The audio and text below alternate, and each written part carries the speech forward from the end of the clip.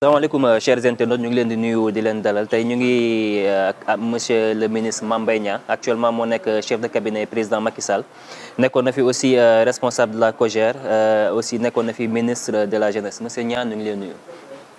maa ngi lay fay sëriñ bi di nuyu suñ mbokk internautes yi. mosuma nekk responsable COJER. ñu bëri dañuy def mais j'ai été secrétaire national chargé des jeunes. Des jeunes. C'est-à-dire au-dessus de la COJER. ak maire. ok mais Abdou Mbow moo nekkoon coordonnateur COJER maire nekk maire amoon comme coordonnateur Thérèse Faye. ok voilà donc baax na ci kii bi au moins. Précision. ok donc vous êtes aussi leader de la coalition 2035 pourquoi cette dénomination cette coalition 2035 surtout au moment où ñu bëri di wax par rapport ak question de Dauphinat bi actuellement.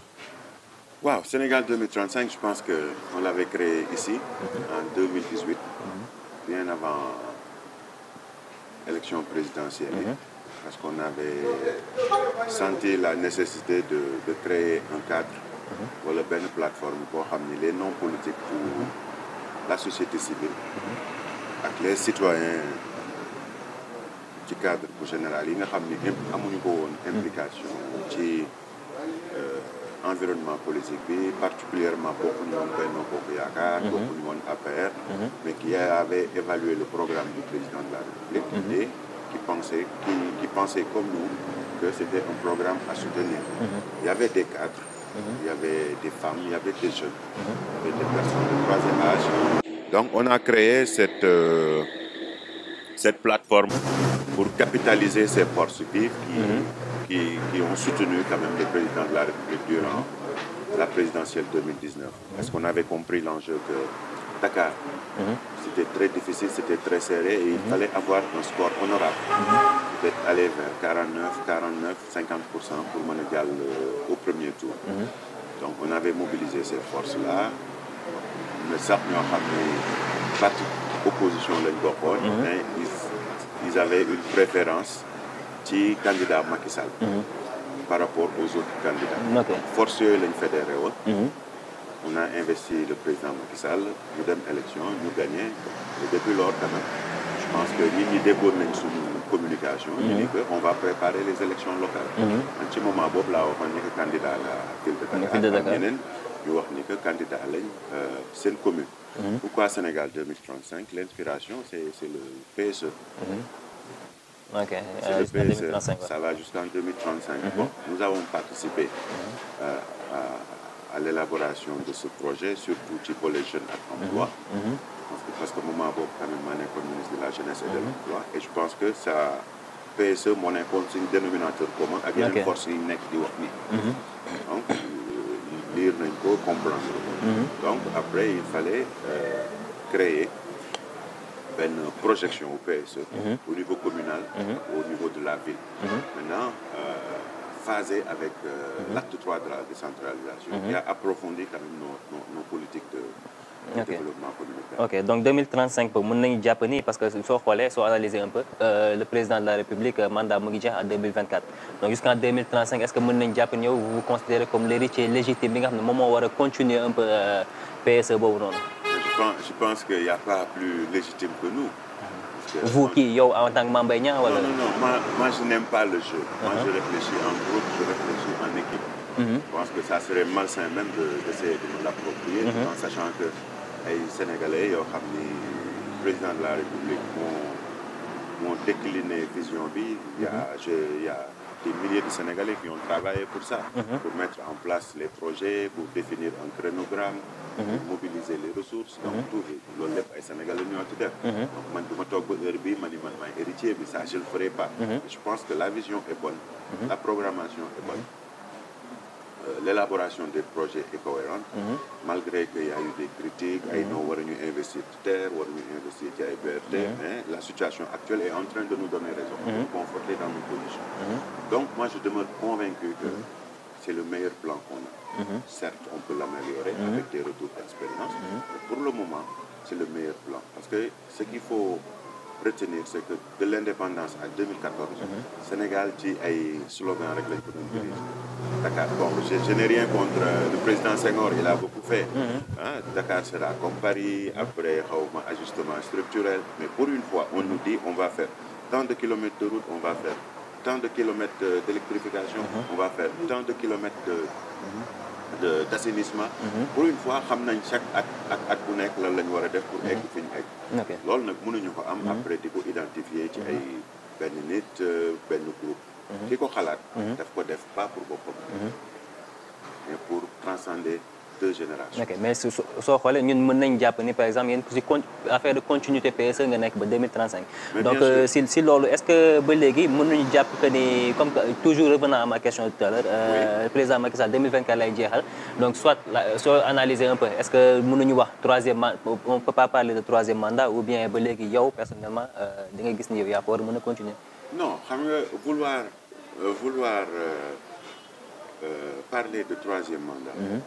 Pour quelqu'un qui parle de 2035 je pense que yanuwul maanaam ñëpp xam nañ ni président mënul nekk président ba 2035 loolu lu nit ñi xam la donc wax ay waxi troisième mandat je pense que pour peut-être pour xumbal waxtaan mais definaa bi nag waaw mais xalaat bi nee naa la ñaari génération lay transcender donc du xalaatu troisième mandat deuxième mandat premier mandat réew mi lañ xalaat tey jii nii man ñi ma àndal bokkuñu APR et pourtant on travaille sur ce programme là tey jii nii man ñi ma àndal am nañu ci bari opposition lañ jógee am na ñoo xam ne société civile lañ jógee mais nee naa la loolu moo ñu boole parce que dañu jël PSE ak acte 3 ñu boole ko xool Dakar bi ñu bëgg ñun nan la war a mel fii ak 5 ans ñu def programme aussi conformément parce que tamit nit bu kenn nax sa bopp en tout cas fii ba président fii ba 2024 PSE mooy référence bi mooy suñu référence politique publique donc ku bëgg a def leneen defe ni que mën nga développer sa gox en dehors de ce cadre là mooy da ngay nax da nga jàpp ni PSE bi rek moo mën a développer actuellement le pays non c'est pas que moom loolu rek moo ko mën a développer mais en tout cas pour le moment loolu la ñu saytu xayma ko programmer ko ci li nguur gi am ak bëgg-bëgg askan bi bëgg-bëgg askan bi nguur gi mënta faj lépp parce que tamit ay ressources ngay mobiliser mais nga xool lan mooy priorité lan la ñu war a def ak fan la ñu war a egg ak xaalis bi nan la ñu koy defee donc loolu la du leneen léegi bon mënoo gis loolu ba pare dem ni da ngay dem defari leneen lu bees tu vas perdre du temps tu vas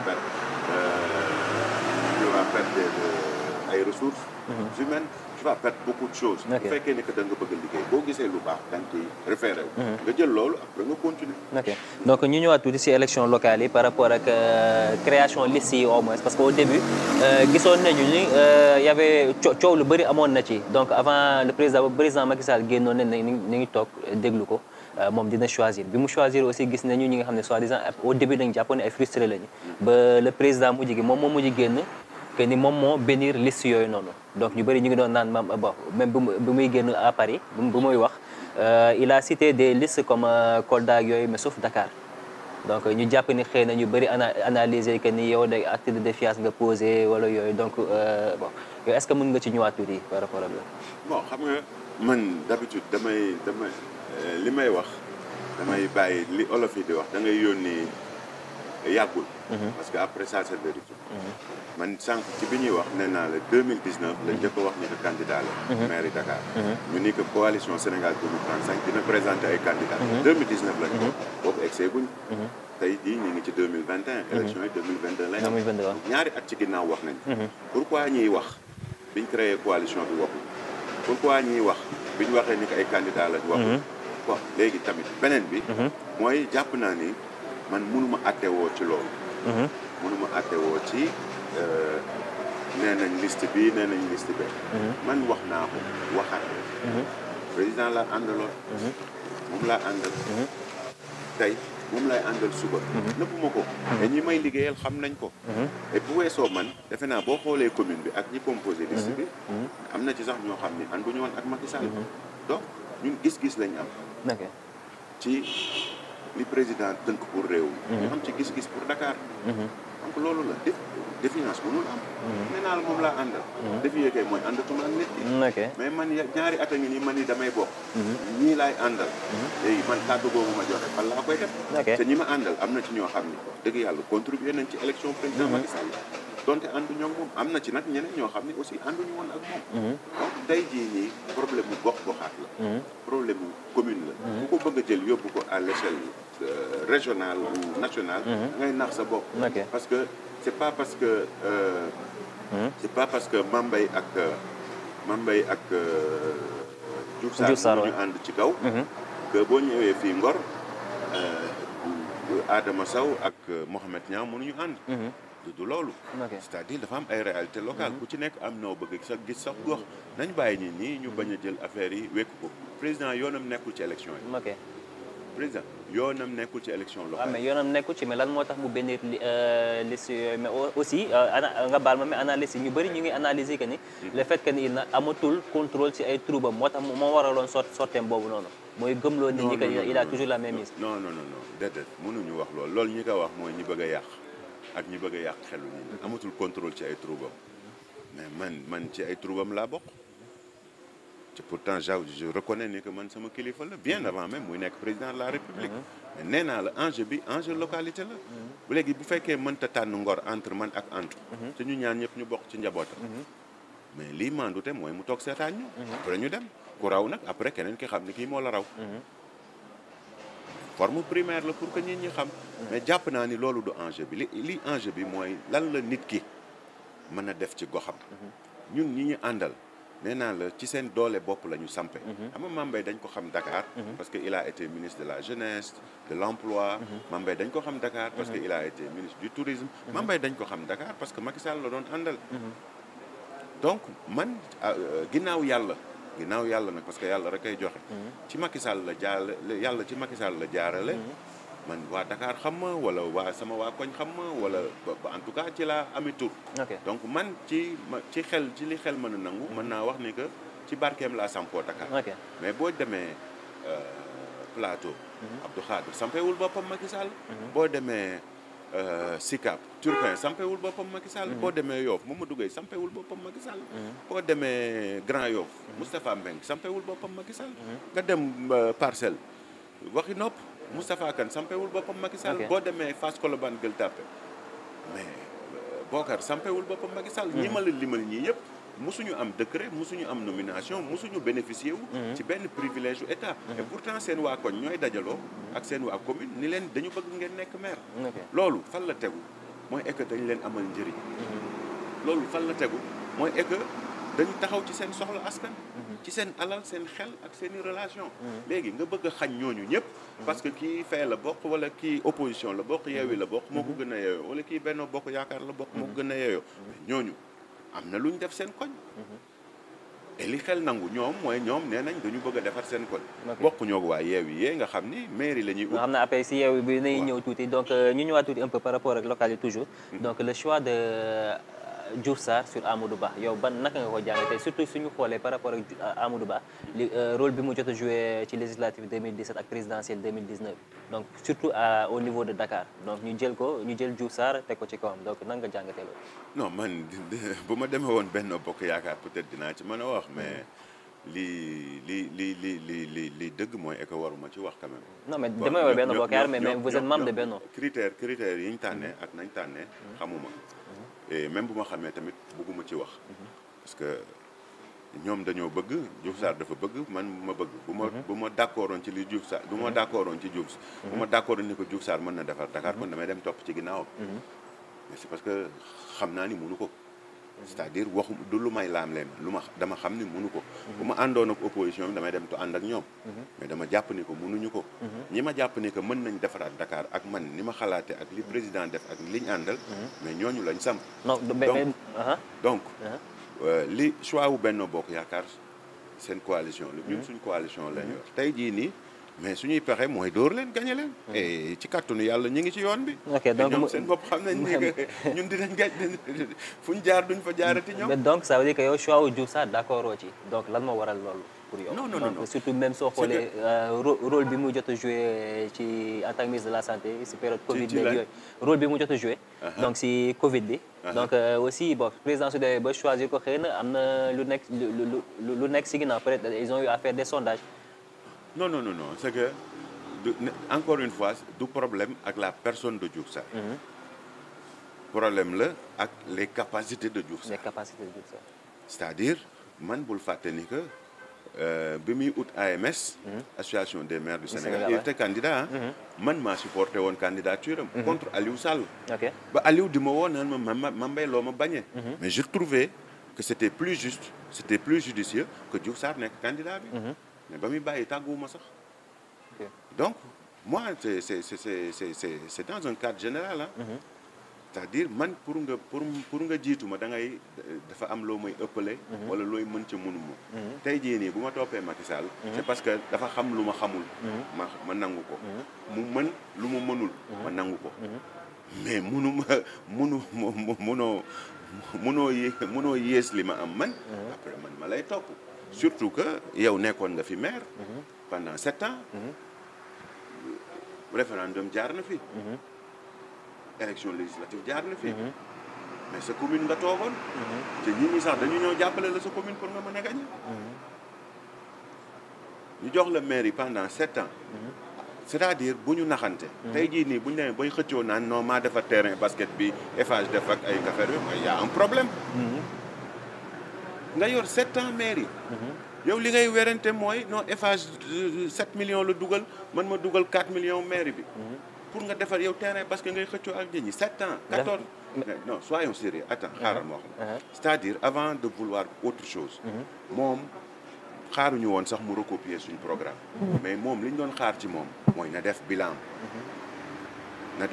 Yoff na wax lan la def Yoff bu waxee lan la def Yoff ba pare après ñu soog a ñëw discuter ak moom ci programme par rapport ak commune am boobu sax laa la bëggoon wax mais on dirait que communauté lébu bi mu jiite dafa mel ni satisfaire nañ si bilan satisfaire nañ. si bilan wu Diouf Sarr. parce que ñoom ñoo porté candidature am soo xoolee. non loolu d'après da ngay dem nga laaj ko ñoom Doudou Diagne nga laaj ko ñoom Moustapha Mbengue nga laaj ko ñoom Abdou Khad nga laaj ko jaraaf yi nekk foofu nga laaj ko Serigne Laye nii nga laaj ko waa APEX yi nga xam ni seen 9000 seen xaw ma 3000 kër réglé wuñ ko. waa communauté frère Yoff yi yi réclamé seen i terre demal nga laaj leen ndax ñoom d'accord nañ ci bilan wu Diouf Sarr. demal nga laaj leen ndax d'accord nañ ci bilan wu Diouf Sarr. demal nga dugg tànk. nan la tudd Ngor Wakaam Yoff nga laaj leen ndax ñoom d'accord nañ ci bilan wu Diouf Sarr. demal nga laaj waa Wakaam yi ñu jàppoon supporter USO yi ndax d'accord nañ ci bilan wu Diouf Sarr. demal nga laaj ñiy tabax préwo foofu ndax d'accord nañ ci bilan wu Diouf Sarr. après boo laajtee après nga ñëw laaj ma. mais moi je ne parle pas de moi problème mu capacité laay wax. boo mënta régler problème mu Yoff mais tu ne peux pas ambitionner de régler les problèmes de Dakar. parce que capacité boobu moo tax nga koy accuser que ni peut-être qu'il a plagié ce programme aussi.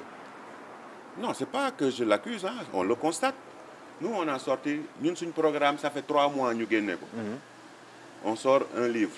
mais nga dem du moom rek même sama xarit Barthélémy suñu politique suñu proposition de santé yi moom la jël recopier toog di lire rek.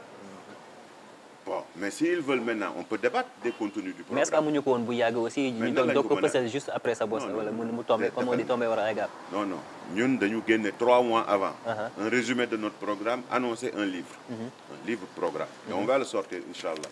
mais par voie électronique. bi mu tasee. après ñoom bi wax ji commencé bari ci ay programme la ñenn ñii daw dem King Fahd ñii daw uti ñaari émission jël suñu plaquette téye ko di lire. boo waxee ñu ne la oui c'est similaire c'est 9 compétences transférées mais on va discuter des contenus. nañ wax ci nan lañ koy defee. xamuñu ko parce que xalaatuñu ci. gis nga maay nekk maire commune bi maay nekk maire Dakar. teg ko rek ci kaa leen tàccu ma damay meeting kaa leen kii loolu taxatul nit ñi voter la de. c'est-à-dire il faut des propositions yu yanu maanaa. yu mën a nekk. et puis mu méngoog bëgg-bëggu. ñi ngay jiite. mais dem jëlee fi jàmburu liir fii dem louer ay nit feesal benn salle mais ñun quand même ñi ci ëpp ñoo leen njëkk ci politique bi. bu fekkee taxawaay politique ñoo leen réew mi mën nañ jël seede ni que quand même ëpp ñu taxawaay. donc ku décider nag nax sa bopp ngay nax.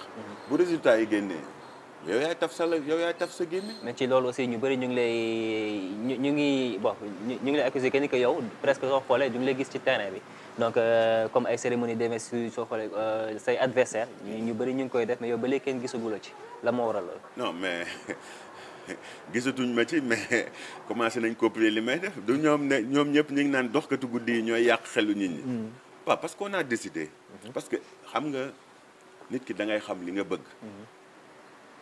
xam fa nga jëm. xool li mu méngool nga def ko. ku yaakaar ni que ay meeting. dajale 2000 personnes. mooy tax a gagné localité. tu te trompes lii du élection législative du élection présidentielle.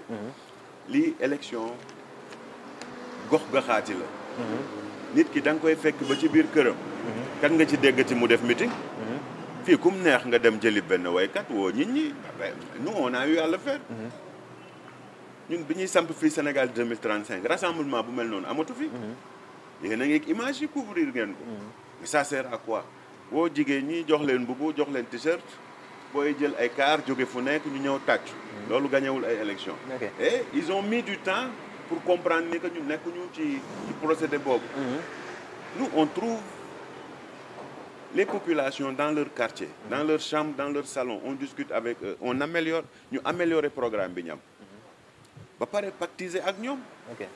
mais ñoom ñëpp arrêté nañ mais problème bi mooy xamuñu fan la ñuy commencer.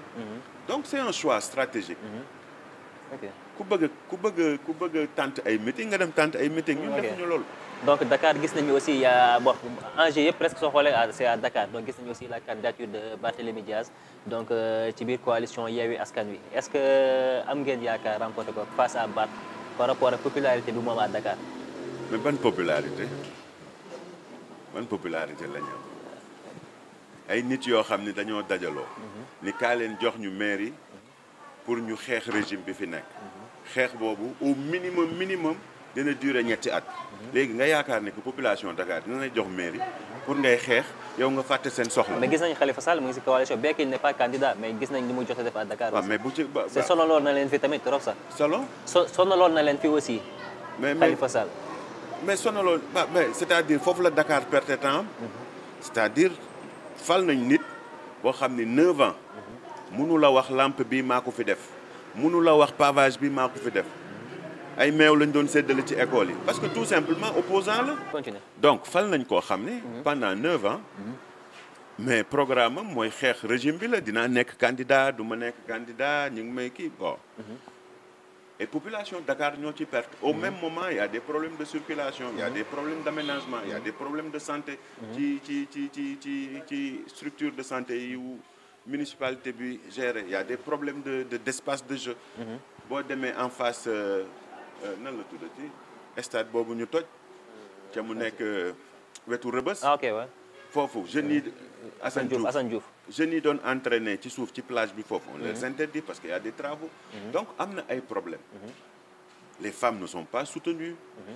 les sportifs ne sont pas soutenus or que yooyu mairie bi daf ci waroon dugal loxoom. que muy artistes yi muy sportifs yi muy aménagement aire de jeu yi aménagement parking yi. l'économie sociale et solidaire. c'est en fait yooyu yëpp ñu jël ko teg ci suuf.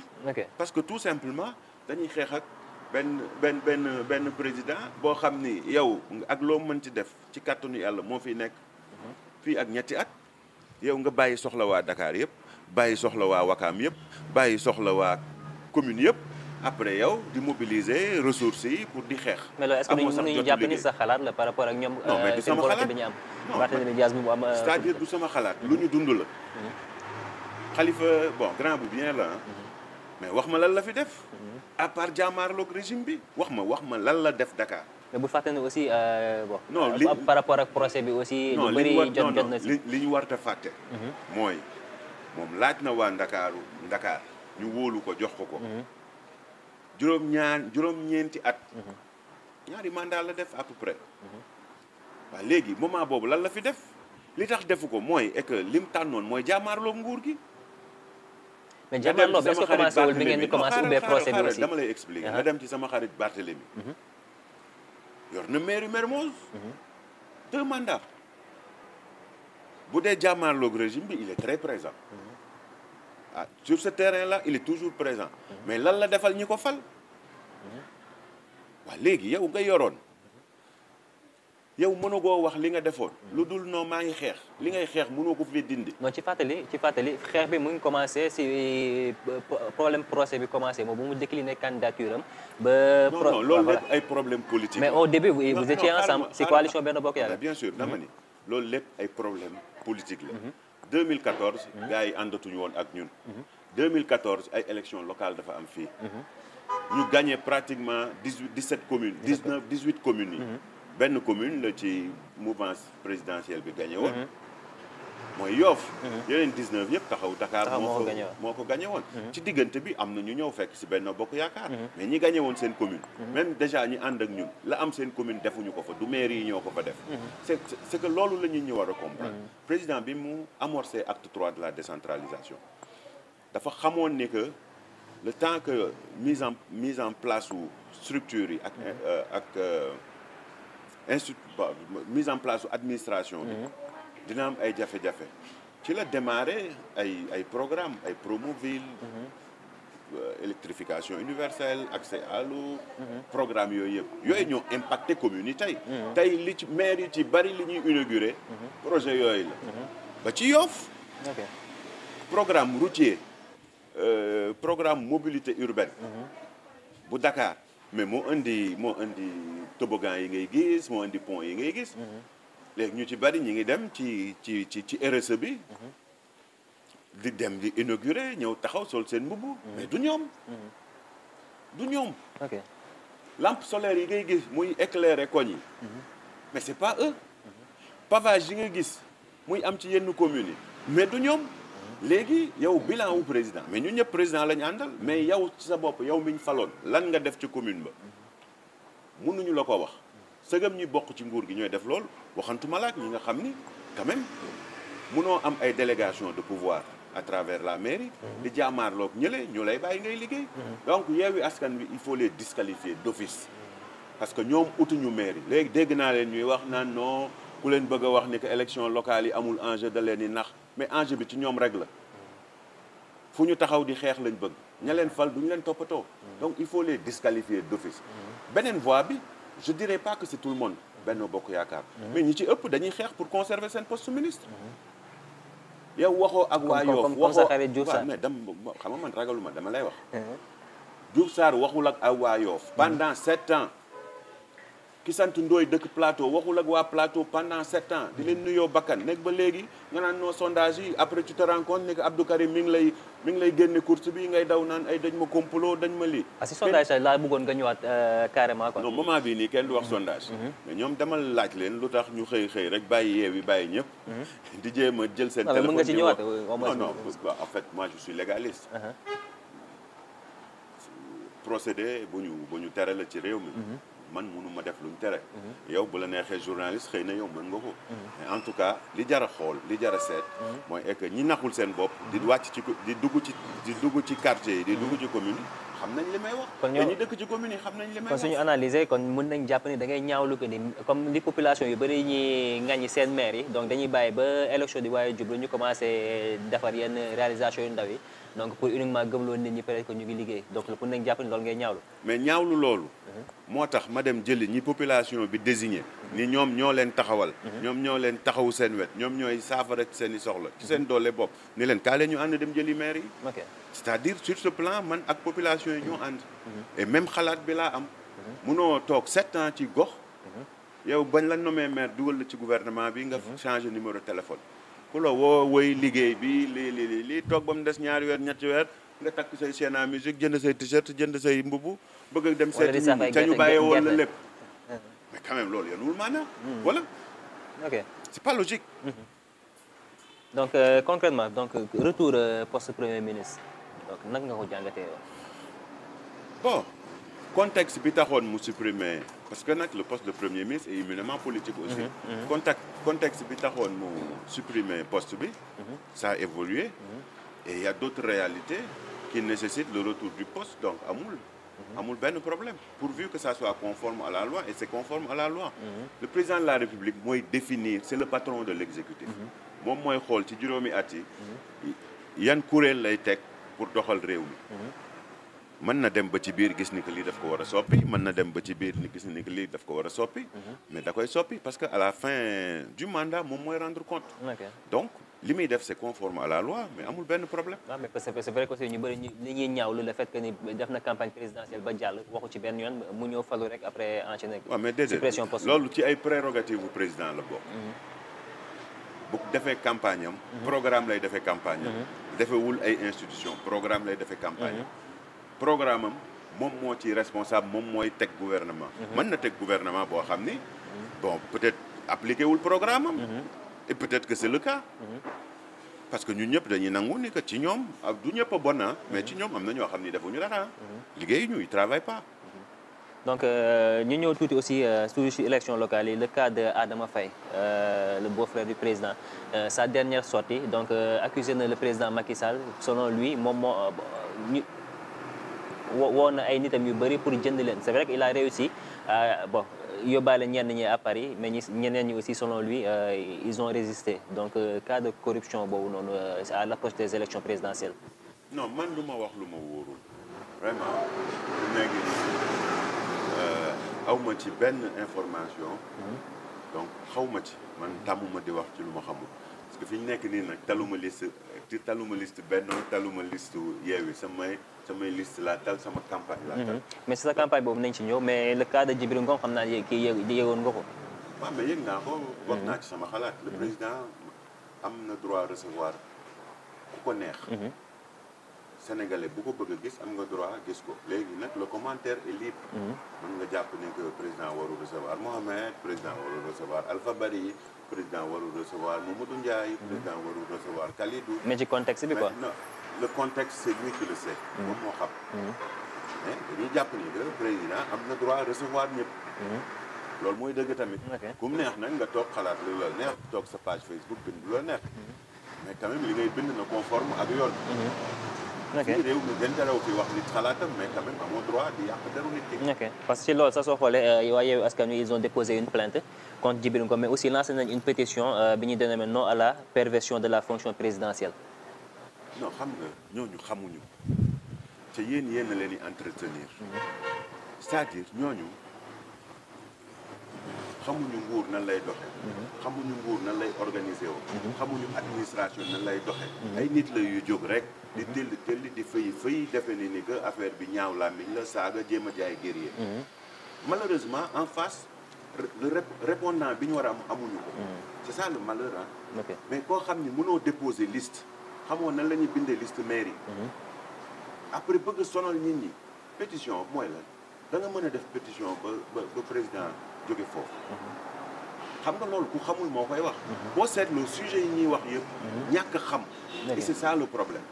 mooy tey ñi fa nekk di wax li ñuy wax dara lañ ci xamul. yow xamoo ñaata nit nga war a yóbbu ca mairie ba xamoo conseil municipal bi ñaata nit moo fay nekk xamoo prérogative yi nga am xamoo li la war xamoo li la warul. nokki ci télé bi di wax rek di dox wéy dañuy marche dañuy kii quand même yéen a war a jàppale réew mi bañ a entretenir loolu. boo porter plainte la kan ngay porter plainte. ni que président amul droit recevoir xawma kan mais loolu waxi nit la loolu bëgg a wax rek la ñàkk loo wax ak ñàkk a xam donc man wax yooyu duma ci dugg. mais en tout cas li leer ba leer. mooy ñii mënuñu ñii xamuñu. parce que ku xam mënoo ànd ak say nawle. ngeen dem ministre de l'intérieur woote ñu code électoral bi processus bi ñu discuter ci pendant 6 mois 1 an. yow ñu dem mënoo bind liste. ñu rejeté sa liste nga bëgg andi coow. non mais liste boobu rejeté wuñ ko le gars il a fui avec les listes. Djibril Ngom dafa daw ak liste yi. mais léegi loolu Djibril Ngom. tànnam. ban responsabilité laa ci am man yow ban responsabilité nga ci am ban responsabilité la ci président am. waaw Sénégal tey bu ngeen tànnee directeur technique boo xam ne buy wàcc day yóbbaale seen micro responsabilité kan la. responsabilité waa Sénégal la. restaurant bii ñu nekk bu fekkee ni que kii jaay ticket yi. moom bu ko recruter mu jaay tigé yi ngoon daw li ci yoonu Macky Sall. dañu waxante dëgg.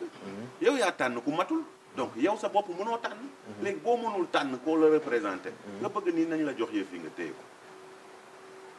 ok yow ki nga tànn moo dawal boppam. après moo dem defi lu ko neex. yow amoo dara loo ci wax xooloo responsabilité bi nga am ci ki nga tànn ngay xool responsabilité kim dem fekki. dem daw fekki Farba Ngom. mais na dem fekk am na droit dem sax fekki Obasanjo. il a ce droit. yow yaa ko tànn. lu tax bi ngay tànnoo koo wóolu. lu tax bi ngay tànnoo koo xam ne du la def loolu. man ñi ma tànn defuñu ma loolu. donc wax ji ñoom ñooy sonal seen bopp. donc lan nga xalaat aussi si le fait que Sonko li mu génn ne duñ signé charte de non violence. waaw loolu moom waxi Sonko la c'est-à-dire man jàpp naa ni ay nit ñoo bëgg a defar rek xalaat ni que réew mi soxla na jàmm ca muy dëgg. mais processus électoral bi charte boobu bokku ci. police ak gendarmerie ak force de sécurité. ils ont l'obligation de faire respecter la loi. keneen ku ko wàcc. dañ la war a teg ci yoon. loolu mooy dëgg. beneen bi. ku mu neex. ci bëgg a defar. nga dem defar charte. c'est de bonne volonté ay sëriñ ay nit ñu responsable bëgg dal ci réew mi. jéem a waxloo acteurs politiques yi ni que nañ dem mais ci jàmm. loolu ku bëgg jàmm da nga koy def. mais bokkul ci charte yi. bokkul ci principe bi bokkul ci code électoral bi. mais gars ñoo xëy na ñoom ñoo bëgg a préserver un peu la quiétude bi ñu yàgg xamee Sénégal pour violence bañ am si élection mais loolu ñëpp la war. ñëpp a ko war a def. léegi la fekk mu ni moom àndul ci loolu mais leneen la bëgg. mais leneen loolu mu bëgg du man du keneen citoyen yëpp ñoo am obligation taxaw. mais ki ci njëkk mooy état bi. parce que l'état a des moyens pour faire face à ces situations. et il faut que mu def ko. parce que loolu mooy cëram. ok donc ñu ngi si jeexantal émission bi peut-être xëy na nga ñëwaat tuuti ci sa programme bi nga ne xëy na le ministre Diouf Sarr moom la copier. non du man maa ko wax. ay journalistes ñoo ko njëkk a wax. parce que dañu def rapprochement li mu wax ak ñun liñ bindoon.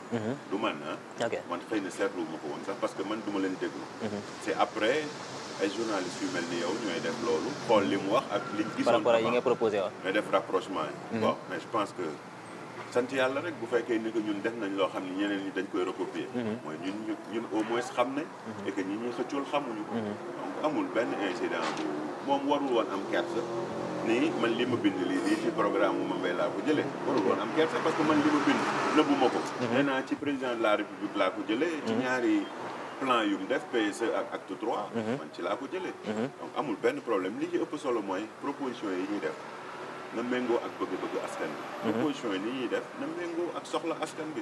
proposition yi ñuy def na tegu ci yoon. te na doon lu mën a nekk di bañ a nekk ay nax. donc nous on a proposé un programme je pense que ci début décembre bi. dinañ présenter équipe bi. coalition bi à Dakar. nañ présenter suñu candidat yëpp. suñu liste bi. nañ présenter le programme dinañ génne livre bi. et là-bas on aura le temps d'en discuter. incha allah mais ñi jot a lire plaquettes yi bon je pense que comprendre nañ bu baax. ni que ñun li ñu wax du ay nax. ok ñu bàyyi la nga tàggatoo monsieur le ministre. jërëjëf c'est toujours un plaisir de discuter avec vous di remercier waa site bi di wax ni que bon vraiment ci diggante bi ñu xamante ak léegi ay jéego yu bari am na ci. yal na leen yàlla teg ci. amiin ci yoon bi gën a baax. ci ngeen xam ni nag. nit ñi dañ leen di seetaan ngeen bàyyi xel bu baax ci yenn wax yi parce que yu ci bari ci yéen la ñuy jaar pour diffuser ko te ñi koy def xam nañ ni que du xam-xam du dëgg teguwul ci logique bon man wóolu naa leen wóolu naa seen i capacité donc vraiment merci di nuyu suñu mbokk internet yëpp di suivre Sénégal ñu ngi lay jaajëfal merci beaucoup merci